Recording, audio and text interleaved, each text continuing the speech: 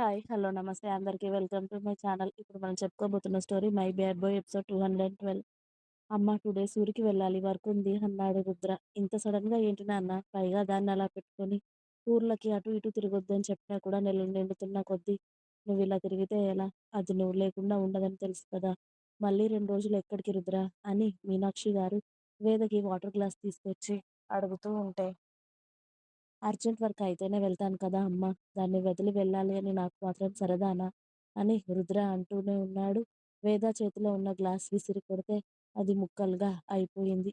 ఇప్పుడు ఎక్కడికో వెళ్తాడు అన్నందుకు కోపం అన్నమాట వేద గారికి. అది చూసి రుద్ర ఒక్క చూపు చూశాడు వేదని. ఆ చూపుకే ఒంట్లో వణుకు పుడుతుంది. కానీ అది బయటికి చూపించలేక ఆమె ఒళ్ళో ఉన్న ప్లేట్ కూడా విసిరేసి మెల్లిగా ఒక్కో అడుగు వేసుకుంటూ లిఫ్ట్ వైపు వెళ్తూ ఉంటే వేద ఆగవే నేను కూడా వస్తాను. ఒక్కదానివే తిరగకు అని చెప్పాను కదా అని మీనాక్షి గారు కోడల దగ్గరికి వెళ్ళబోయేసరికి లిఫ్ట్ డోర్ క్లోజ్ అవుతుంది. ఎందుకురా దాన్ని ఏడిపించడానికే ఉన్నావా నువ్వు? అది కడుపుతో ఉన్నప్పుడు నుండి ఇప్పటి వరకు ఏ రోజైనా ఏడిపించకుండా ఉన్నావా రుద్ర నువ్వు? నిజంగా నిన్ను చూస్తే నాకు చాలా కోపం వస్తుంది తెలుసా? ఎందుకురా దాన్ని ఏడిపించి చంపుకు తింటావు? అని మీనాక్షి గారు బాధగా అంటుంటే, నీకు కొడుకు కన్నా కోడలంటేనే ఎక్కువ ప్రేమ కదా మమ్మీ? అని రుద్రబాబు తీరిగ్గా అడుగుతూ ఉంటే, లేకపోతే మీరంతా ఇష్టం అనుకుంటున్నారా? ఏదో ఫస్ట్ టైం కొడుకు పుట్టాడులే అని ఊరుకున్నాను. ఆ తర్వాత అయినా అమ్మాయి పుడుతుందా అంటే, ఈ వెధవ పుట్టాడు. ఈ పెద్ద వెధవ పుట్టాడు అని శౌర్యని చూపిస్తూ కనీసం మూడోసారైనా కూతురు పుట్టాలని ఎందరికి మొక్కుకున్నాను. ఎందరి దేవుళ్ళకి మొక్కుకున్నాను. అయినా కూడా ఈ చిన్న వెధవ పుట్టాడు. ముగ్గురు వెధవలే పుట్టి కనీసం నా సంతోషాన్ని తీర్చలేకపోయారు. మన ఇంట్లో ఉన్న అమ్మాయి అదొక్కతే కదరా!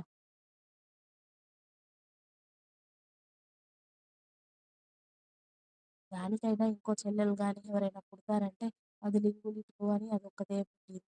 అమ్మాయి అంటే నాకెంత ప్రాణమో తెలుసా? నా కొడుకుల కన్నా అదే ఎక్కువ ఇష్టం నాకు. కాబట్టి దాన్ని ఒక్కసారి ఏమైనా అనాలి.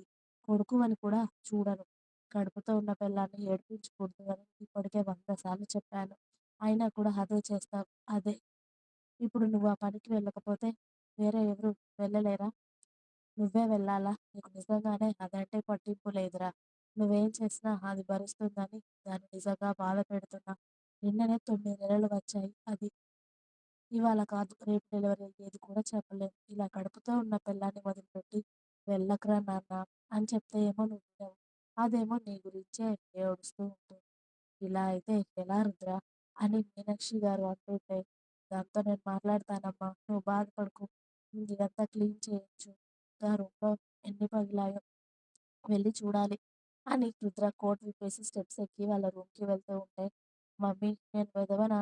అని చరణ్ బాబు అతి దీనాతి దీనంగా అడుగుతూ ఉంటే, మామూలు వెధవవి కాదురా పెద్ద కంత్రి వెధవవి అని మీనాక్షి గారు కనికరం లేకుండా అనడంతో, అలాంటప్పుడు అమ్మాయినే కనాలి.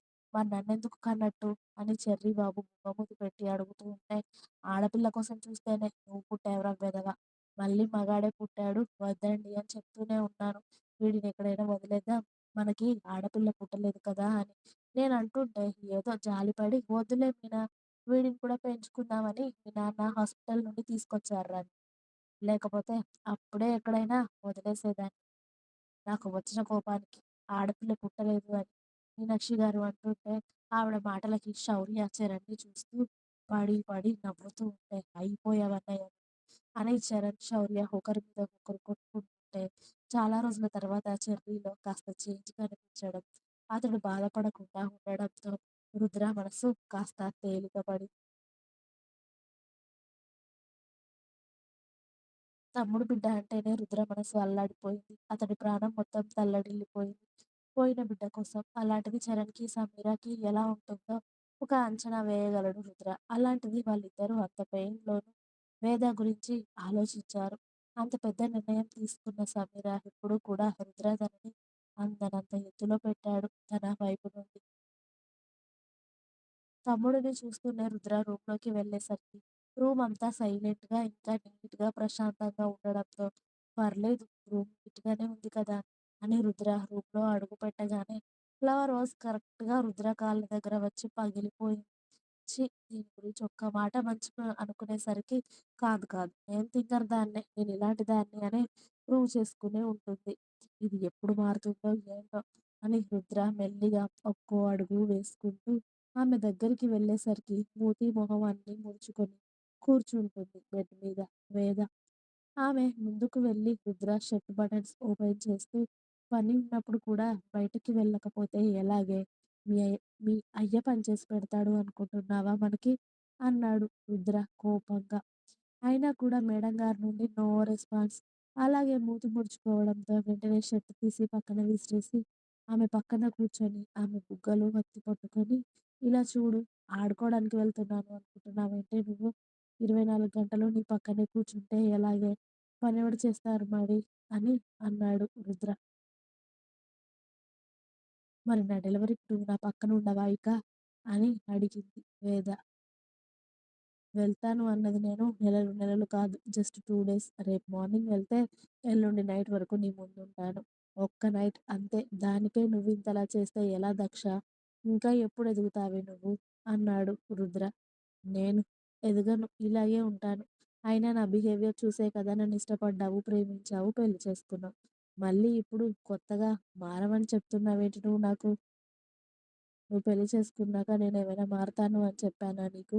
నా బిహేవియర్ మార్చుకుంటాను అని చెప్పానా? ఒక అమ్మాయి పెళ్ళైన తర్వాత దాన్ని ప్రేమించే మొగుడు, అంతకన్నా ఇష్టంగా ప్రేమగా చూసుకునే కుటుంబ సభ్యులు, అత్తామామలు దొరికినప్పుడు తన బిహేవియర్ మార్చుకోవాల్సిన అవసరం లేదు. నన్నేం కొడుతూ, తిడుతూ సాధించే అత్తామామలు, భర్త లేరు. అర్థమైందా? నేనేదో నా బిహేవియర్ మార్చుకోవడానికి. నా బిహేవియర్ ఇంతే. నచ్చిన వాళ్ళు ఉండండి. నచ్చని వాళ్ళు పోండి. అంతేగాని ఇలా మారు, అలా మారు అని చెప్తే నాకు తిక్క రేగుద్ది. నీకంత బరువుగా ఉంటే చెప్పు. మా అమ్మ వాళ్ళ ఇంటికి వెళ్ళిపోతాను. అంతేగాని ఇలా ఉండాలి, అలా ఉండాలి అని చెప్పకు బావ నాకు. ఎందుకంటే నేను పుట్టినప్పటి నుండి కూడా నువ్వలా చెప్పలేదు నాకు. నాకు నా బిహేవియర్ మార్చుకోమని. ఇప్పుడు నా బిహేవియర్‌తో నీకేం బాధొచ్చిందని ఇలా అంటున్నావు? అని అడిగింది వేద. అప్పటికే ట్యాప్ తిప్పేసింది కళ్ళల్లో నుండి. నేనన్నది అలా కాదే తల్లి. నేనెటైనా వెళ్తాను అన్నప్పుడు కాస్త అర్థం చేసుకో. పని మీద వెళ్తున్నాడు కదా! అని అంటున్నా. దానికే ఎక్కడి వరకో పోతావెందుకు అని రుద్ర అంటుంటే నాకలా అర్థం చేసుకోవడం రాదు. అయితే ఇప్పుడేం చేస్తావు?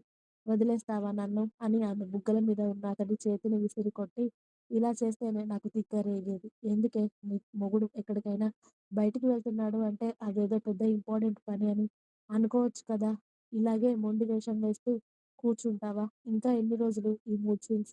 డెలివరీ అయ్యే వరకు మూడ్ స్వింగ్స్ అనుకోవాలి. డెలివరీ అయ్యాక పోస్ట్ పార్టమ్ డిప్రెషన్. ఇక ఎప్పుడే నువ్వు నాతో మామూలుగా ఉండేది? నీ తిక్కని భరిస్తూ ఉండడమేనా నేను జీవితాంతం? అన్నాడు రుద్ర. అదే అంతగా భరించమని ఎవడు చెప్పాడు నీకు? నేనంత బరువవుతున్నప్పుడు తీసుకెళ్ళి మా ఇంట్లో దించేయి. అక్కడే ఉంటాను. ఇంకొక్కసారి రాను నీ దగ్గరికి అని అంది వేద. ఇంకా ఉంది. మీకు నా స్టోరీస్ నచ్చినట్టయితే ప్లీజ్ లైక్ చేయండి, షేర్ చేయండి. అలాగే ఛానల్‌ని తప్పకుండా కొత్త వాళ్ళందరూ సబ్స్క్రైబ్ చేయండి. Please subscribe my channel. Thanks for watching my video. By by. Please like, share and subscribe.